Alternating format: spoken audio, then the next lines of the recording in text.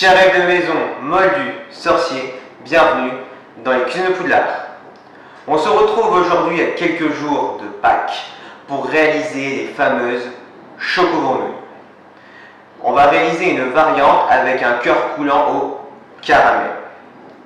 Pour ces choco-grenouilles, on va avoir besoin d'environ 200 g de chocolat noir.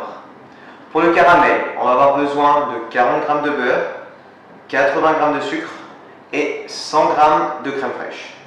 Pour la première étape, on va faire fondre le chocolat au bain-marie. Alors là, on met environ 200 g. Alors là, notre chocolat est en train de fondre. Très important, on le surveille. Il ne faut pas qu'il dépasse 55 degrés. Et ensuite, on va le refaire descendre en température vers les 28 degrés et on le refera monter le chocolat en température à 31 degrés. C'est très important d'avoir cette courbe de montée et de descente en température pour que notre chocolat se tienne bien après. Pendant que notre chocolat est en train de fondre, on va réaliser notre caramel. Pour le caramel, dans une casserole, on va mettre 80 g de sucre. Le but, c'est d'avoir un joli caramel avec une belle couleur blonde. Et en parallèle, on va faire chauffer la crème pour incorporer la crème chaude dans notre caramel. Surtout, on n'oublie pas de temps en temps de remuer le chocolat pour qu'il soit bien homogène et que la température soit répartie la même partout. Regardez, on obtient un joli caramel avec une belle couleur brune. On va pouvoir ajouter notre beurre demi-sel, 40 g. C'est parti. Faites attention qu'il n'y ait pas d'éclaboussure. Regardez notre caramel, comment il est joli.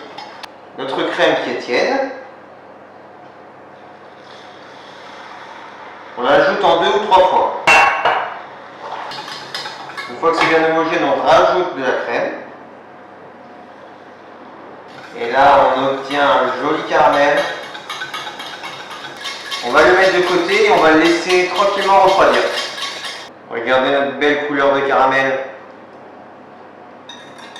Maintenant, direction le frigo pour qu'il refroidisse. Notre chocolat est à 50 degrés.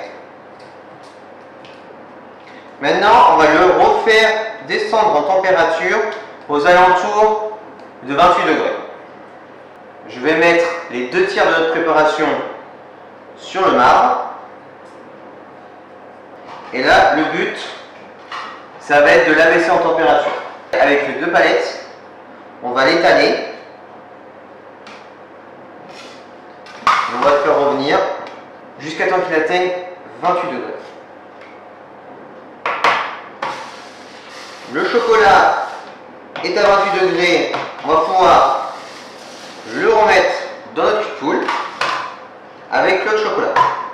Et là, on mélange nos 2 chocolats. Et là, normalement, par magie, notre préparation atteint 31 degrés. C'est nickel. Maintenant, on va pouvoir le couler dans notre petit moule à choco-grenouille. Alors là, on met une grande cuillère à soupe de chocolat dans chaque forme, dans chaque grenouille. Le but, c'est que nos moules soient bien remplis en chocolat. Maintenant, on va tapoter pour que le chocolat se répartisse partout et qu'il n'y ait pas de bulles d'air dans notre chocolat. Là, vous voyez les petites bulles qui remontent à la surface. On enlève l'excédent de chocolat. Et là, à l'aide de notre palette, on va enlever tout le surplus de chocolat. Maintenant, on va les laisser de côté cristalliser une vingtaine de minutes. On met notre excédent de chocolat de côté, on va s'en servir tout à l'heure. Nos coques de chocolat ont bien prises. Notre caramel a bien refroidi. On va mettre notre caramel dans une poche et on garnit nos petites choco-grenouilles de caramel. Le but est de laisser 2-3 mm entre le haut du moule et le haut du caramel. On tape légèrement pour bien répartir le caramel partout. On regarde si c'est bien rempli. C'est bien rempli. Et là, on va le mettre une dizaine de minutes au frigo pour que le caramel refroidisse et se durcisse un petit peu pour qu'on puisse mettre la seconde couche de chocolat.